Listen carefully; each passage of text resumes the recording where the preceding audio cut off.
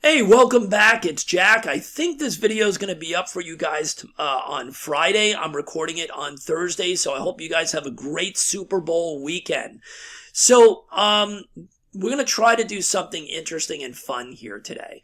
The last few weeks, we have shown you guys a whole bunch of different simple Baccarat systems, patterns, very tight little things. And we've been able to prove that without complicated, crazy rules, as long as we stick to tight money management, that we can make money. And it doesn't have to be some convoluted smoke and mirrors crystal ball deal that a lot of different people show on YouTube. You can make money because you're using the right money formula, the tight profit targets, tight stop losses, things of that nature, and conservative money management. So today we're going to have a little bit of fun with it. We're going to use the same thing that we've been using for today, which is our 3-bet prong system, right? That we never go over that. So you win and you stick with the same thing on the next 2 bets. You lose and you go down a half, all right? You guys have seen me do this multiple times now. You're probably experts at it already. So what we're going to do today is we're going to show you that we can even go a step further and potentially make money totally random without some convoluted $1 million bet selection, okay? So let's go ahead and do this. We're going to use the dice roll, a random number generator. Now, we know that Banker has an edge in Baccarat based on the rules, right? That's why you pay a commission. So we're going to fudge it a little bit. And we're going to say that we're always going to bet on Banker if the total of the 2 dice comes out to anything between 2 and 7. And we're only going to bet on Player at 8 and above. So let's go ahead and spin. And there we go. That's a 7. So we're going to bet our $50 bet. And again, the money is immaterial here, right? We're just doing this to show you guys that bet selections can be all different types of things. And sometimes randomness is our friend, right? Randomness is our friend. And let's go ahead and see if randomness is our friend today or not. And we're only going to look for 4 to 6 units. All right? So there you go. So that's unit number 1. Now we're going to spin again. Oh, and that was a $50. That was a win on tier 1. So we know our next 2 bets are going to be the same thing, right? Our next 2 bets are going to be the same amount. Win or lose. Win or lose. Okay, so let's go ahead and throw our dice. There we go. So this is going to be a player because it's a 9. So we're going to jump back to player for our $50 bet. This is bet number 2. And we win. All right, so we're up 2 units. Our third and final bet of this sequence, and there's a 2. So we're going to be betting Banker for the same 50. So we've won 2 out of the 3 bets, and we lost the 3rd bet. Okay, no big deal. So now you know the way we work with our money management. We go back to a $50 bet. But where is it going to be? All right, it's an 8. So we're going to be on player for 50. And we lose, which means we're going to do half bets twice. Okay, that's a 7. We're still going to be on Banker for 25. We lose. And our third and final bet of the sequence is also a Banker for 25. We win. Okay. So my question to you is, it's pretty choppy here, right? It's pretty choppy. So, and by the way, that's very interesting, this little pattern here. You guys know what I'm talking about. The private members know what we're seeing here, right? You guys know what's going on there from the private side. So, the point for you guys is, we normally look at this, and we look at this as a chop, and it's a 2-drop. Well, right now, we don't even care. We're just using random theory here, right? We're using random theory. So we're back to a $50 bet. Where's it going to be? 6. That's a Banker. So we're back to our $50 first bet. and we lose. So we know our next two bets are 25. 7, that's a banker bet for 25. We lose. One more 25, and that's going to be on 7 again.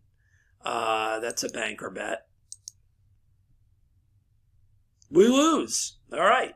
So now we're back to our initial $50 bet, and it's a 4. That's a banker bet for 50. We win, which means our next two bets are going to be banker bets. That's a 7. That's a banker bet for 50. We lose. We have one more $50 bet, and it's going to be on, that's going to be on player. $25 bet. Uh-oh. Made a mistake there. That last bet should have been a $25 bet. I think I made it a $50 bet. So we will just continue along. I made a mistake because we didn't follow our 50, 25, 25. So this is our last bet, and we're going to bet it on player. So we're probably down 25 more than we should have been. All right, there we go. All right. So we made a little bit of a mistake there because I think we lost our first 50, and then we did another 50. So we're back to our $50 bet again, though. All right. And the point here is using randomness. Let's see if we can get back to above even. That's all we're trying to do is see how this plays out. So our bet is $50. It's our first tier bet, and it's going to be a 6. That's going to be on banker. Even though I made that little mistake, oops, right? Okay, so there's our win. We know our next two bets are going to be $50 bets. All right, so let's see. Where are they going to be? That is going to be on player. So our second tier bet is a 50 on player. We win. And our third and final $50 bet is a 7. It's going to be on banker. And we lost. So you're seeing that it's pretty choppy right now. So one of the choppier systems that we've been showing you guys, the choppy stuff, over the last week or two, that would have probably done amazing. We probably would have been long gone, right? So now we're back, but we're using this today, and we're proving a point. So we're back to our first bet. It's a 3, it's a banker, it's 50. Let's see if we can make money on using a random bet selection. That was a first tier loss. Now we're going to be doing $25 bets. 7 is another banker. That's a loss. 8, that's another player. That's a player bet, and that's going to be our final $25 bet. And we win. All right. So this has been really choppy. Well, actually, not right now, but it has been choppy up until this streak here. So we're back at a $50 bet, right? So let's see where it's going. 7, that's a banker. I'm going to bet on banker. And we win. All right? Let's see if we can finally get back to break even here. 10, that's going to be a player bet for 50.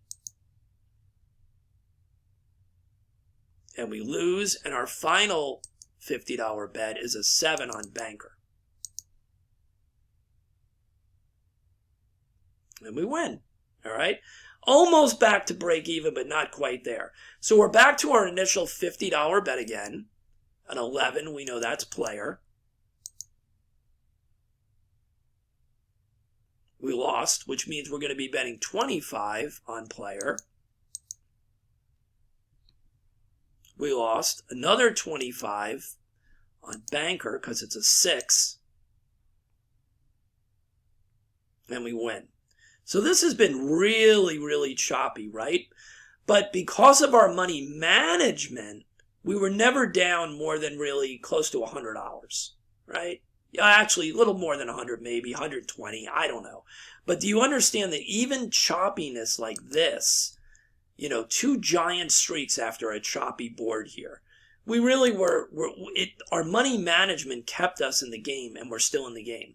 So we're back to our original $50 bet, and that's a 6, so it's going to be banker. It's a tie. We're going to repeat it. And we win.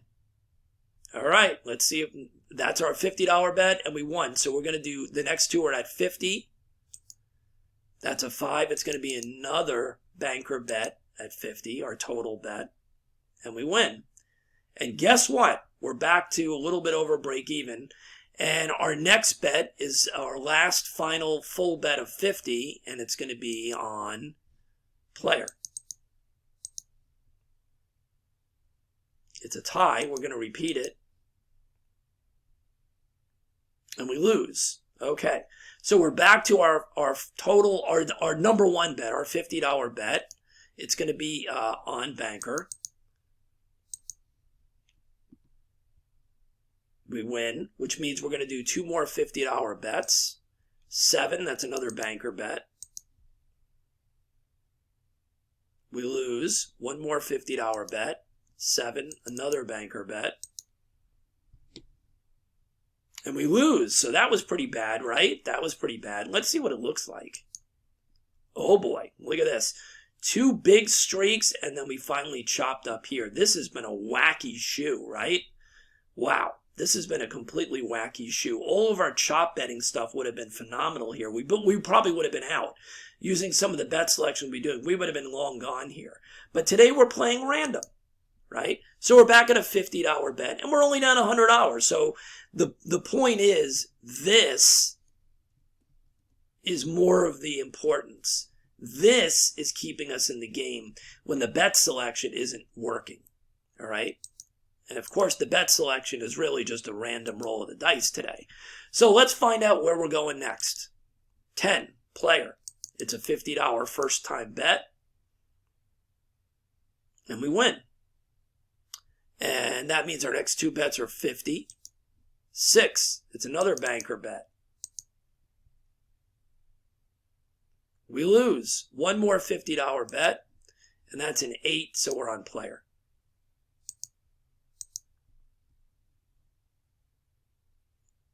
So our money management is keeping us in the game, even when our ridiculous bet selection and the shoe itself is out of control here. Look at that. 3 streaks in a row. You don't see that too much lately, especially in the real casino, that's for sure. So we're back to our $50 bet, and it's a 4. So we're going to do banker. And we win, which means 2 more $50 bets. A 6, it's banker.